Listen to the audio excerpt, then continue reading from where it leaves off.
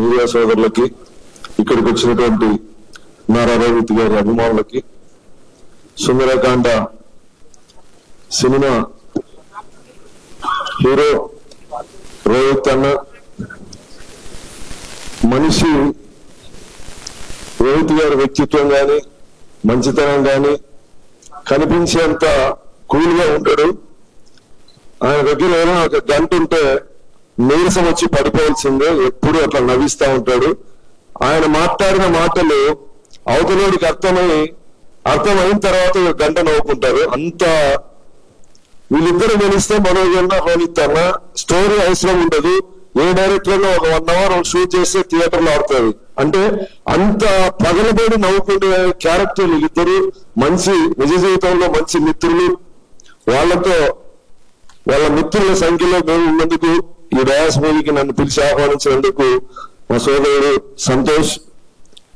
స్నేహితుల కోసం ఇందాక వెంకీ డైరెక్టర్ గారు చెప్పారు, అడగగానే ఒప్పుకున్నాడని.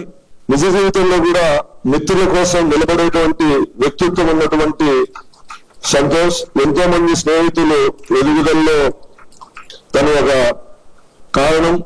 ఇది వెంకీ కూడా చెప్పాడు.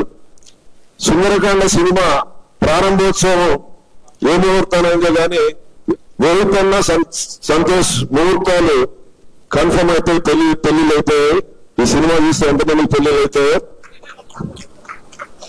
మా నరేష్ అన్న వెంకీ కూడా వెంకీ నన్ను పిలిచలేదు కాబట్టి నాకు తెలియదు. అదే మరి మా నరేష్ అన్న దాదాపు 15-16 సంవత్సరాల నుంచి ఒక సోదర భావంతో చూసేటువంటి ఒక నా ఆత్మీయ కుటుంబంలో ఇక్కడ అనిపించింది. వాసుకి గారు భర్త టీవీ బోర్డు మెంబరు కాబట్టి ఆమె కూడా మా ఫ్యామిలీ మెంబరే. ఈ సినిమా సూపర్ సక్సెస్ కావాలని, నారా రేవంత్ గారి సినిమాలు మీరు ఎప్పుడు చూసినా బోరు కొట్టాయి. ఏ సినిమా అయినా సరే ఒక కొత్తదనంతో ఉంటాయి.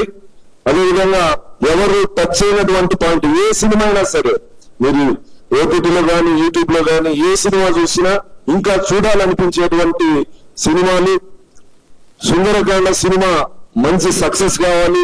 మా మిత్రుడు సంతోష్ కి డబ్బులు కావాలి, రోహిత్ అన్నకి మంచి పేరు రావాలి, వెంకీకి మళ్ళీ ఇంకా చాలా సినిమాలు రావాలి.